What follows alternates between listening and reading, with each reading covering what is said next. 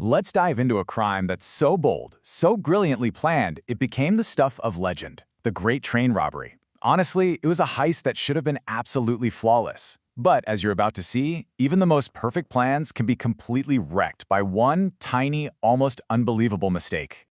So picture this. It's a dark, quiet night out in the English countryside. A Royal Mail train is just roaring down the tracks, heading from Glasgow to London. For the driver, a guy named Jack Mills, it's just another night on the job. But up ahead, something is, well, it's just wrong. There's a single red light, shining where there should only be green. He slams on the brakes, and in that one single moment, the trap is sprung. Okay, so what happens when a train loaded with a fortune just stops? In the middle of nowhere. Let's get right into the first few moments of this incredible ambush. As this huge train grinds to a halt, everyone on the crew is just confused, right? This stop is not on the schedule. The co-driver, he hops out, goes to use the emergency phone on the side of the tracks, and nothing. There's no dial tone, the line's completely dead. And that little feeling of unease, it just explodes into dread. They're totally, completely cut off. Before they can even figure out what's going on, these figures just emerge from the darkness. A whole gang, 16 men, swarms the engine car. The driver, Jack Mills, he actually puts up a fight, but he gets hit hard over the head with an iron bar. And just like that, the robbers are in control. But how? How did they know exactly where to be and exactly when to strike? I mean, this was not luck. This was a brilliantly planned job, and it was all built on two huge secrets from an inside source. Let's rewind a bit and see how they pulled this whole thing together. The target was a very specific part of the train, the HVP coach. You gotta understand, this thing was basically a bank vault on wheels. The post office used it to move enormous amounts of cash all over the country. And this gang, well, they had someone on the inside who knew all its secrets. And this is the first crucial tip they got from their insider. See, most of these HVP coaches had just gotten brand new alarm systems. But the source told the robbers that on this exact night, an old reserve coach, coach M3024M, was going to be used. And what was special about it? No alarm system. None. They knew the vault would be a sitting duck. Now, on any normal day, robbing that coach would get you about £300,000. I mean, that's a huge pile of cash for the 1960s, for sure. But it's not quite the crime of the century. But here comes the second tip, the one that changed everything. The robbery was planned for right after a long bank holiday weekend. And you know what that means? The banks had sent all their extra cash to London. So instead of £300,000, that coach was carrying 10 times that, a jaw-dropping £3 million. So they had the perfect target, a life-changing fortune just sitting there, and the gang knew they had a super tight window to get it. They had to grab the money and be gone before anyone even knew what had happened. They gave themselves 15 minutes. That's it. Their plan was just a masterclass in criminal efficiency. First, they unhooked the engine and the money coach from the rest of the train. They made the injured driver, Jack Mills, drive it about a kilometer down the track to a spot they'd already picked out, Brigo Bridge. From there, they formed a human chain, passing these incredibly heavy mailbags from the train down to an army truck waiting below, just working like mad against the clock. The pressure must have been insane.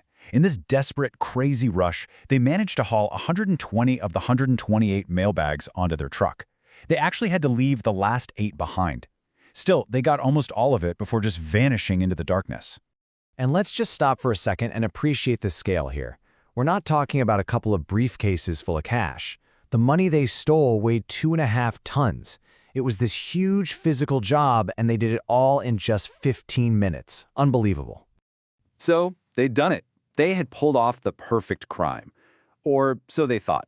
Because as they were getting away, one of the robbers said something, one little sentence that would completely seal their fate. One sentence that brought the whole thing crashing down around them. As they left the terrified postal workers all tied up, one of the gang turns around and gives them a final threat. Don't move for 30 minutes, right? It was supposed to sound tough, buy them a little more time. But what it really was an accidental confession. It was the biggest clue they could have possibly given the police. So meanwhile, the gang gets to their hideout, this remote farmhouse about 43 kilometers away, and they are on top of the world. They are so sure they've gotten away with it that they pop open some drinks and, get this, in a moment of just pure arrogance, they start playing Monopoly with the actual stolen money. And here is exactly how that one sentence ruined everything. When the police talked to the train crew, they latched onto that 30-minute warning. They did some quick math, how far could a truck get in half an hour, and drew a 50-kilometer search radius around the crime scene. And where was the gang's farmhouse? Smack dab in the middle of that circle. The robbers had accidentally told the police exactly where to start looking. So when the gang hears on the radio that the police are already closing in, that big celebration turns into pure, absolute panic. And that panic, it just led to one mistake after another. The original plan was to lay low at the farm until Sunday, but hearing about that search radius made them scramble. They decided to get out of there on Friday, 2 days early. They even paid a guy to burn the entire farmhouse to the ground after they left, to destroy the evidence. But the guy just took the money and ran. He never even lit the match.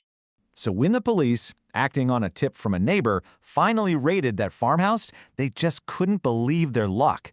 It was an evidence goldmine.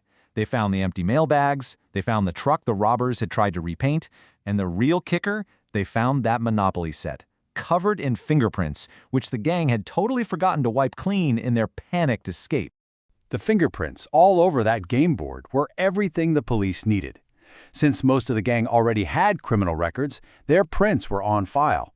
Scotland Yard ran the matches, and boom! Almost overnight, they had names for their main suspects. The game was officially up. After that, the fallout was fast. Most of the gang got rounded up and hit with heavy 30-year sentences. But it's so important to remember the human cost here. The driver, Jack Mills, was so traumatized by the attack he never worked another day in his life. He died just 7 years later. In the end, the police did an incredible job. They caught 14 of the 16 men who were there that night. But 2 key people slipped right through their fingers, and that leads to the biggest mystery of the whole story. They got the muscle, they caught the planners, but the one person they never ever found was the man on the inside. The Royal Mail source who knew about the old coach with no alarm, who knew about the bank holiday cash shipment. His identity is still a complete secret, which leaves us with one final nagging question. Who was he? And did he, in the end, actually get away with the perfect crime?